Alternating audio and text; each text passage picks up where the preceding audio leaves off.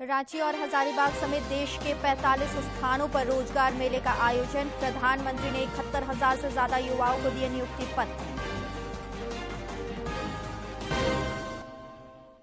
झारखंड विधानसभा का 3 दिवसीय स्थापना दिवस समारोह शुरू। उत्कृष्ट विधायक के रूप में सम्मानित किए गए विनोद कुमार सिंह। कल केंद्र राज्य संबंधों पर सेमिनार।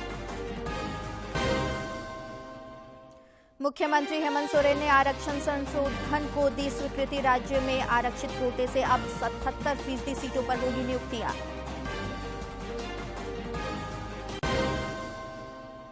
और नक्सलियों के खिलाफ चलाए जा रहे राज्यव्यापी अभियान में पुलिस को बड़ी सफलता। लातेहार जिले में पुलिस के साथ मुठभेड़ में 3 नक्सली ढेर।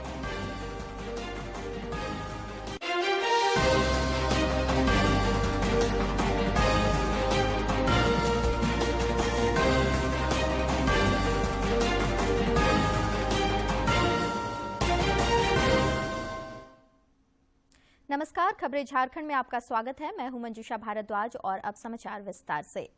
राजधानी रांची और हजारीबाग समेत देश भर में 45 जगहों पर आज रोजगार मेले का आयोजन किया गया। इस दौरान प्रधानमंत्री नरेंद्र मोदी ने वीडियो कॉन्फ्रेंसिंग के जरिए 71,000 से अधिक युवाओं को नियुक्ति पत्र सौंपे। इस मौके पर उन्होंने युवाओं को संबोधित भी किया। श्री मोदी ने कहा कि सरकारी नौकरी देने के लिए केंद्र मिशन मोड पर काम कर रहा है।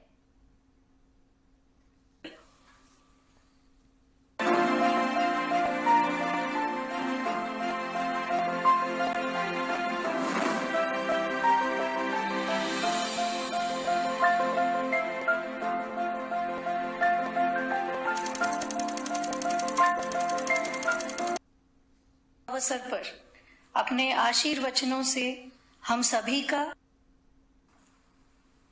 मेरे युवा साथियों, आप सबको बहुत बहुत बधाई।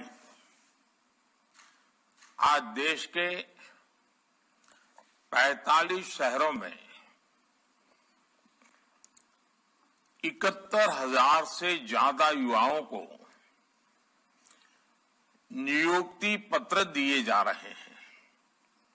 यानी आज एक साथ हजारों घरों में खुशहाली के नए दौर की शुरुआत हुई है।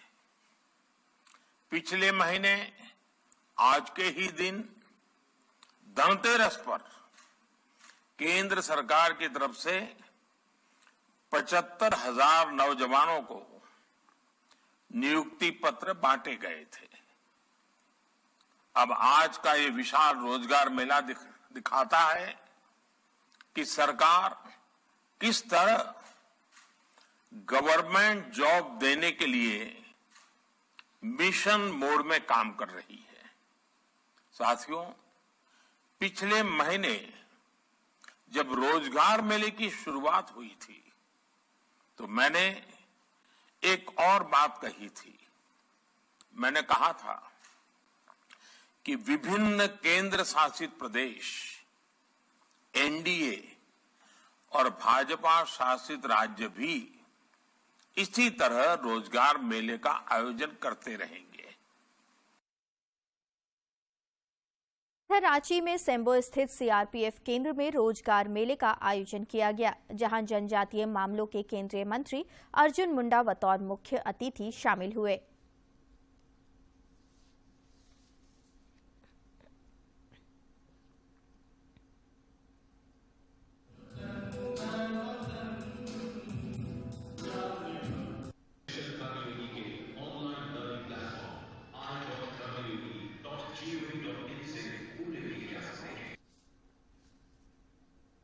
हजारीबाग के मेरू स्थित बीएसएफ सेंटर में भी रोजगार मेले का आयोजन किया गया। मेले में केंद्रीय शिक्षा राज्य मंत्री अन्नपूर्णा देवी शामिल हुईं। उन्होंने नवनियुक्त युवाओं को संबोधित भी किया।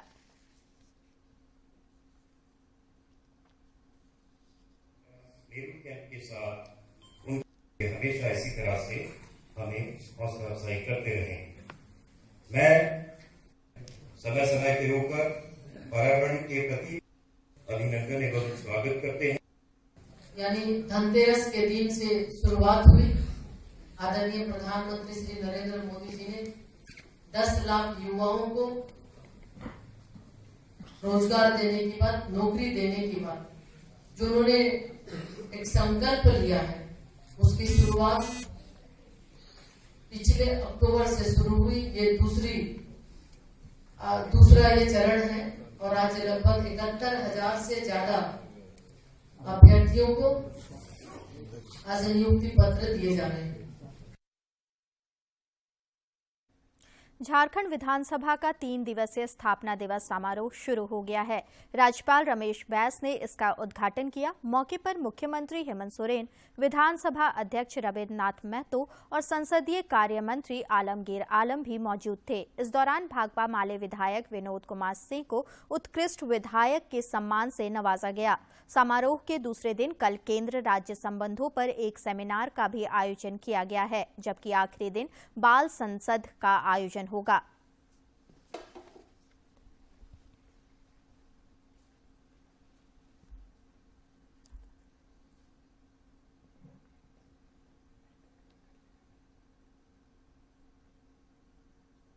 प्रशस्ति पत्र, शॉल और सम्मान राशि के साथ बहुत बहुत धन्यवाद। स्थापना दिवस समारोह को लेकर विधानसभा भवन को आकर्षक तरीके से सजाया गया है। बेहतरीन विद्युत सज्जा के कारण विधानसभा भवन आकर्षण का केंद्र बना हुआ है।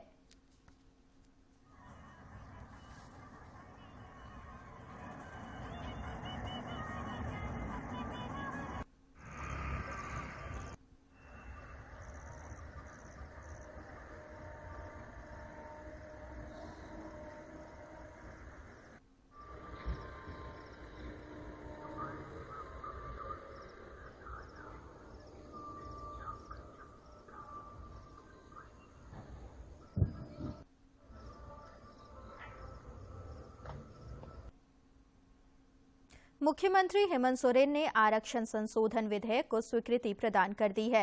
इस विधेयक को मंत्रिपरिषद की बैठक में पहले ही मंजूरी दी जा चुकी है।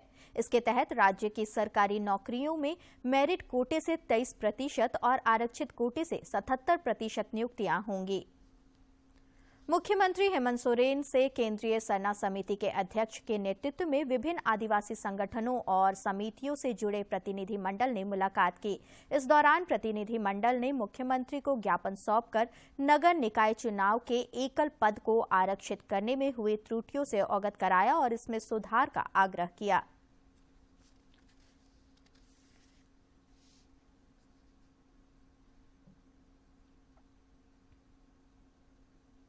राज्य के मुख्य निर्वाचन पदाधिकारी के रवि कुमार ने गढ़वा जिले में सहायक निर्वाचन निबंधन पदाधिकारियों और कंप्यूटर ऑपरेटरों के साथ समीक्षा बैठक की।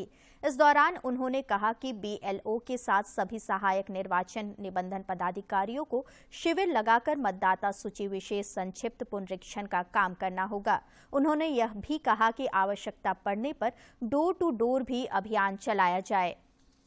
मुख्य निर्वाचन पदाधिकारी ने इस दौरान वीडियो कॉन्फ्रेंसिंग के माध्यम से राज्य के सभी ईआरओ के साथ समीक्षा बैठक की। उन्होंने उप निर्वाचन पदाधिकारियों को कई आवश्यक दिशा निर्देश दिए।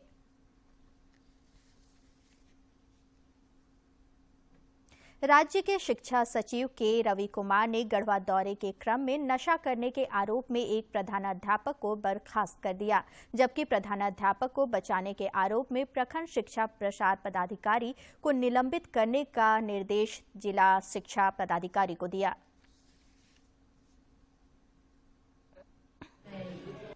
बच्चे का पोषण नहीं मिला, सबको दूर करना। कितना बचा है? अभी आया। फिर एक शिक्षक है, वो भी दारू पी के स्कूल का था करके एक शिकायत मिली थी उसमें। फिर उसका बारे में पूर्व में भी रिपोर्ट है, आज भी मैं भी जाकर देखा था। फिर वो एक अनुशासन थी। अब एक बच्चा का सामने एक शिक्षक को दारू पी कर तो नहीं आना चाहिए। चतरा जिले में बालू का अवैध खनन लगातार जारी है। हमारे संवाददाता ने खबर दी है कि खनन माफिया टंडवा थाना क्षेत्र में मुहाने नदी, निरंजना नदी और गेरवा नदी से बालू निकालकर बेखौफ बेच रहे हैं। इस सिलसिले में सिमरिया के एसडीओ सुधीर कुमार दास ने कहा कि माफियाओं के विरुद्ध लगातार अभियान जारी किया जा रहा है। खनन विभाग के मिलीभगत से हमारे यहाँ नदियों का बालू माफिया गिरोह उठा रहे हैं। जिस तरह से कोयला माफिया कोयला का जो है 2 नंबर कर रहे थे, उसी तरह बालू माफिया लोग बालू का जो है इसे उठाव करके हमारे यहाँ के नदियों का अस्तित्व जो है धीरे धीरे समाप्त करते जा रहे हैं। समाचारों का सिलसिला जारी रहेगा, लेकिन इस विराम के बाद। पूरे राज्य में सीएम हेमंत सोरेन के कुशल नेतृत्व में राज्य सरकार लोगों के द्वार गई। और मैं जहां जा रहा हूं उन सभी जगह एक उत्साह का माहौल हमें देखने को मिल रहा है। किसी का 3 साल, 5 साल, 10 साल, 15 साल की समस्या का समाधान वही शिविर में किया जा रहा है। हर जगह लोगों के चेहरे पर एक खुशी दिखाई दे रही है। में एक ही परिवार के 3 जन को लाभ मिला है। सरकार जो है एक एक छोटी छोटी चीज को लेके मैंने घर में गांव तक जा रही सरकार। आज तक पेंशन के लिए भटक रही थी, लेकिन हेमंत सरकार ने आज घर घर दरबार लगा दिया। आपकी योजना, आपकी सरकार, आपके द्वार कार्यक्रम के तहत सभी वर्ग के लाखों जरूरतमंद लोगों को सरकार की विभिन्न कल्याणकारी योजनाओं से जोड़ा गया। हक अधिकार का ये सिलसिला जो शुरू हुआ है वो अब अनवरत चलता ही रहेगा। आपकी योजना, आपकी सरकार, आपके द्वार।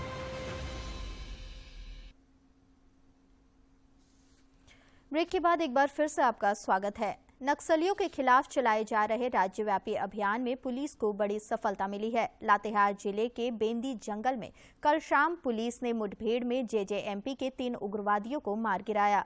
पुलिस ने घटनास्थल से 2 इंसास और 1 इंसास राइफल बरामद की है। घटना की सूचना मिलते ही पलामू प्रक्षेत्र के डीआईजी राजकुमार लकड़ा और लातेहार एसपी अंजनी रंजन मौके पर पहुंचे। डीआईजी ने इससे पुलिस की बड़ी उपलब्धि बताया। इस एरिया में लातेहार थाना क्षेत्र में, मनिका थाना क्षेत्र में क्रियाशील रहती है। तो आज उसी दस्ते का सूचना था कि बेंदी के जंगल के आसपास में वो लोग आज भ्रमणशील हैं और किसी अप्रिय घटना को करने के लिए और कुछ लोगों को धमका करके लेवी उनसे वसूलने के लिए इधर आए थे। तो सूचना हम लोग को प्राप्त हुई तो आज लगभग 12 बजे से ही हम लोगों ने 2 टीम का गठन किया, जिसमें मैंने एक टीम का नेतृत्व संतोष कुमार मिश्रा जो एसडीपीओ लातेहार हैं वो नेतृत्व कर रहे थे और दूसरी टीम में धर्मेंद्र और बाकी एसआई हैं तो पदाधिकारी थे। परिवार नियोजन कार्यक्रम के तहत गढ़वा जिले में सिविल सर्जन अनिल कुमार सिंह ने एनएसवी रथ को हरी झंडी दिखाकर रवाना किया। इस मौके पर उन्होंने कहा कि यह रथ पुरुष नसबंदी के लिए लोगों को जागरूक करेगा।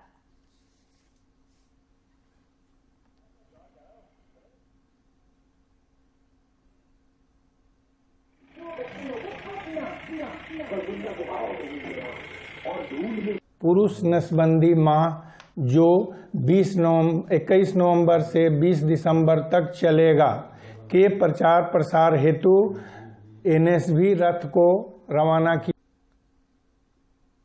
उधर गिरिडीह जिले में पुरुष नसबंदी अभियान की शुरुआत की गई है। जिले के डीडीसी शशि भूषण मेहरा और civil surgeon doctor SP Mishra ने इसका उद्घाटन किया। कार्यक्रम में जिले के सभी स्वास्थ्यकर्मी मौजूद थे।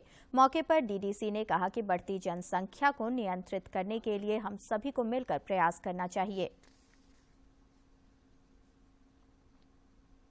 प्रधानमंत्री नरेंद्र मोदी 27 नवंबर को आकाशवाणी पर मन की बात कार्यक्रम के जरिए देश विदेश के लोगों के साथ अपने विचार साझा करेंगे। श्री मोदी ने इसके लिए लोगों से सुझाव मांगे हैं।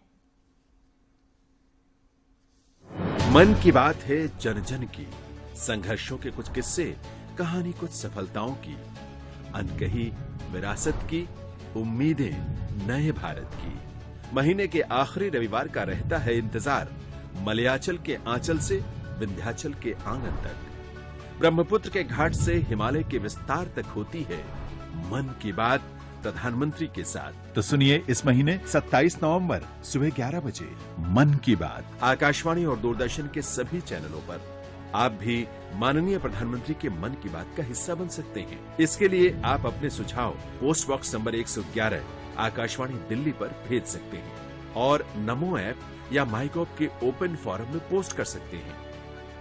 तो सुनिए इस महीने 27 नवंबर सुबह 11 बजे मन की बात। राज्य में न्यूनतम तापमान में लगातार गिरावट हो रही है, जिससे शीतलहर चलने की संभावना बढ़ गई है। रांची स्थित मौसम विज्ञान केंद्र के वैज्ञानिक अभिषेक आनंद ने बताया कि अगले 4 दिनों तक दिन का तापमान गिरेगा, वहीं रात के तापमान में 1 से 2 डिग्री सेल्सियस बढ़ने के आसार हैं। काशी तमिल संगमम में लोगों का तमिल से आने का सिलसिला जारी है। भारतीय रेलवे ने इसके लिए विशेष व्यवस्था की है। IRCTC के क्षेत्रीय प्रबंधक अजीत सिन्हा इसके बारे में विस्तार से जानकारी दी। लोगों का जत्था आया तो खुद केंद्रीय मंत्री धर्मेंद्र प्रधान जी और रेलवे के वरिष्ठ अधिकारी वहां पर मौजूद थे। किस तरीके से लोगों के आवागमन और आतिथ्य की व्यवस्था है? देखिए, ये काफी व्यापक स्तर पे इस कार्यक्रम का आयोजन किया जा रहा है और जैसा कि आपको ज्ञात है कि ये शिक्षा मंत्रालय के तत्वाधान में इस कार्यक्रम का आयोजन किया गया है। काशी और तमिल इस कल्चर को, इन कल्चर के बीच में जो समानता है उसको बेसिकली दिखाने का एक मौका इसके माध्यम से दिया जा रहा है। IIT चेन्नई के माध्यम से कुल 2592 लोगों को चयनित किया गया है और ये लोग जो हैं समाज के विभिन्न वर्ग के लोग हैं। समूहों के आने के लिए कैसे आतिथ्य की व्यवस्था है, कैसे रहने के इंतजाम है? डे 1 को उनका जब अराइवल होता है उसके बाद 2 दिन काशी की धरती पे उनका भ्रमण कराया जाता है और काशी में जितने भी महत्वपूर्ण स्थल हैं जो यहाँ की सांस्कृतिक विविधता को परिलक्षित करते हैं उनको देखने का मौका दिया जाता है। साथ ही गंगा आरती जो बनारस की एक पहचान है, उसे क्रूज पे जो अलकनंदा और मंदाकिनी क्रूज यहाँ पे है, उन क्रूज पे बेसिकली सवार होकर उस आरती को देखने का मौका दिया जाता है। सुब्रमण्यम भारती जी का घर है जिसको कि म्यूजियम में तब्दील किया हुआ है, उसे देखने का मौका मिलता है। शंकराचार्य का जो मठ है उसे देखने का मौका मिलता है और इसके साथ ही आप जब 2 दिन की यात्रा अपनी पूरी करते हैं बनारस में, इसके बाद आप प्रयागराज के लिए इस यात्रा के माध्यम से पहुंचते हैं। फिर यात्रा आगे अयोध्या के लिए बढ़ती है। अयोध्या में राम जन्मभूमि के साथ बाकी जो मंदिर हैं, हनुमानगढ़ी है, कनक भवन है, इनके दर्शन कराए जाते हैं और उसके बाद चौथे दिन रात्रि में उनकी यात्रा वापस हो जाती है। अगला जो केंद्र सरकार ने ई-कॉमर्स में फर्जी और भ्रामक समीक्षाओं से उपभोक्ताओं के हितों की रक्षा के लिए पहल की है। उपभोक्ता कार्य विभाग के सचिव रोहित कुमार सिंह ने कल नई दिल्ली में इसकी शुरुआत की। इसके एप्लीकेबल होने के बाद जो ई-कॉमर्स वेबसाइट्स हैं वो इसके कंफॉर्मिटी के लिए स्वतंत्र होंगी कि वो BIS में जाकर यह सर्टिफिकेशन ले लें कि उनकी जो व्यवस्थाएं हैं फेक रिव्यू को नियंत्रित करने की, फेक रिव्यू को एड्रेस करने की, वो इस स्टैंडर्ड्स में जो परिभाषित व्यवस्थाएं हैं उनके अनुकूल हैं, ताकि ग्राहक जब इन वेबसाइट से कोई सामान इलेक्ट्रॉनिक माध्यम से खरीदते हैं उनको जो रिव्यूज दिखाई देती हैं वो सच्ची हैं और वो ट्रस्टवर्दी हैं, विश्वसनीय हैं। हेरिटेज वॉक के आज के सेगमेंट में हम आपको सैर कराते हैं सुंदरवन राष्ट्रीय उद्यान का।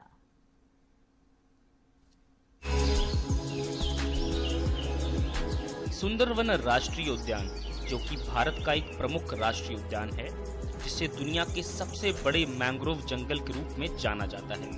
सुंदरवन राष्ट्रीय उद्यान भारत के पश्चिम बंगाल राज्य में स्थित है।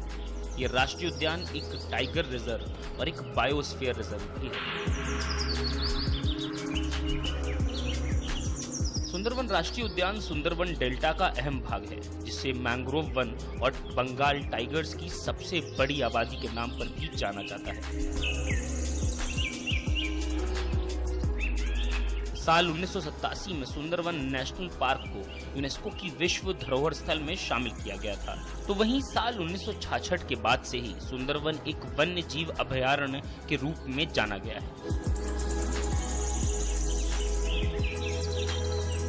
ये राष्ट्रीय उद्यान बांग्लादेश के सुंदरवन रिजर्व वन क्षेत्र के काफी नजदीक है और बंगाल टाइगर्स के लिए सबसे बड़े भंडार में से एक है।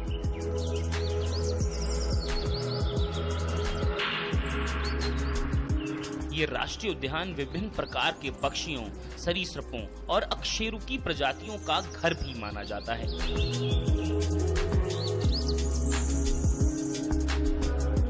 सुंदरवन राष्ट्रीय उद्यान आने वाले पर्यटक यहाँ रॉयल बंगाल टाइगर से लेकर मन को मोह लेने वाला स्वर निकालने वाली नदियाँ और खूबसूरत प्राकृतिक परिवेश का आनंद उठा सकते हैं।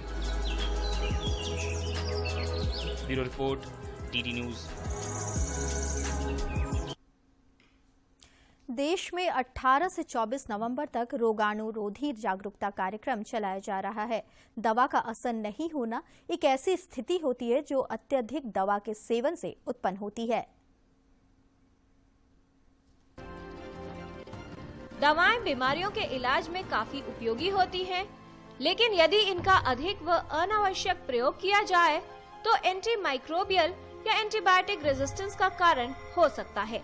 एंटीमाइक्रोबियल रेजिस्टेंस यानी सूक्ष्म जीव रोधी प्रतिरोध ये एक ऐसी अवस्था है जो तब उत्पन्न होती है जब सूक्ष्म जीवी जैसे जीवाणु, वायरस, फंगस या अन्य परजीवी आनुवंशिक परिवर्तनों के कारण उन दवाओं से प्रतिरोधी हो जाते हैं जिनसे वो पहले प्रभावित होते थे। ये एक क्रमिक विकासवादी परिवर्तन है, लेकिन कुछ प्रक्रियाओं के कारण ये जल्दी हो जाता है। ये सप्ताह एंटी माइक्रोबियल रेजिस्टेंस सप्ताह के रूप में मनाया जा रहा है विश्व भर में। और क्यों मनाया जा रहा है कि आगे आने वाले समय में बैक्टीरियल इन्फेक्शंस के लिए एंटीबायोटिक निष्प्रभाव हो सकती हैं, तो खतरा जेन्युइन है। दवा का असर न होने के कई कारण हो सकते हैं, जैसे बिना डॉक्टरी सलाह के दवा लेना, स्व इलाज करना, एंटीबायोटिक दवाओं का अधिक प्रयोग करना, दवा पूरी खुराक में न लेना या इलाज बीच में ही छोड़ देना। संक्रमण से लड़ने के लिए दवा बेहद प्रभावशाली होती है। अगर इन्हें उचित तरीके से लिया जाए तो ये जीवन बचा सकती है, लेकिन अनावश्यक प्रयोग से दवाओं के साइड इफेक्ट हो सकते हैं। दवाओं का अधिक प्रयोग करना हानिकारक हो सकता है। एंटीमाइक्रोबियल रेजिस्टेंस की वजह से जब कोई भी संक्रमण या बीमारी होती है तो उसका इलाज मुश्किल हो जाता है, क्योंकि रोगाणु दवाओं से प्रभावित नहीं होते और दवाओं का असर कम होने लगता है। एंटीबायोटिक्स बहुत जरूरी दवाइयां हैं, ऐसा नहीं है उनकी आवश्यकता नहीं है, उनकी अत्यधिक आवश्यकता है, लेकिन हमें इन एंटीबायोटिक्स को उन रोगियों के लिए रहने देना चाहिए जिन्हें उन्हें वाकई इस्तेमाल करने की आवश्यकता है, वाकई प्रयोग करने की आवश्यकता है। अगर हम एंटीबायोटिक्स का सेवन बिना वजह से करेंगे तो सारे के सारे जीवाणु उन पे वो इनइफेक्टिव हो जाएंगे, उनके पे इफेक्ट नहीं आएगा, और फिर जब जिन लोगों को वाकई उनकी आवश्यकता है उनमें भी वो इनइफेक्टिव हो जाएंगे। इसलिए बिना मतलब के एंटीबायोटिक मत लीजिए। अधिकतर इन्फेक्शन सेल्फ लिमिटिंग होते हैं, अपने आप ठीक हो जाते हैं, उनको एंटीबायोटिक की आवश्यकता नहीं होती। एंटीबायोटिक व अन्य दवाओं के अनावश्यक और अधिक प्रयोग से बचें। एंटीमाइक्रोबियल सावधानी से उपयोग करें, स्व इलाज न करें और अगली बार दवाओं का प्रयोग करने से पहले विशेषज्ञ से सलाह अवश्य लें। किरण भारद्वाज, डीडी न्यूज। मशहूर कोरियोग्राफर सरोज खान की आज जयंती है। आइए देखते हैं उनके कोरियोग्राफी की कुछ झलक।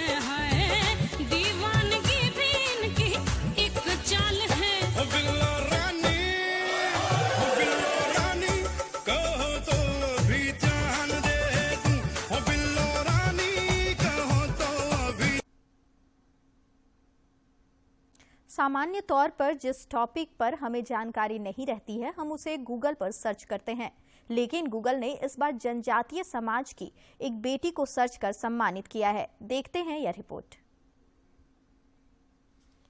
अमेरिका की बहुराष्ट्रीय प्रौद्योगिकी कंपनी गूगल अपना लोगो यानी डूडल फॉर गूगल के लिए सभी देशों में हर वर्ष स्कूली बच्चों के बीच प्रतियोगिता आयोजित कराता है। राष्ट्रीय स्तर पर होने वाले इस प्रतियोगिता में इस बार रांची की पीहू कच्छप ने ग्रुप विनर का खिताब जीता है।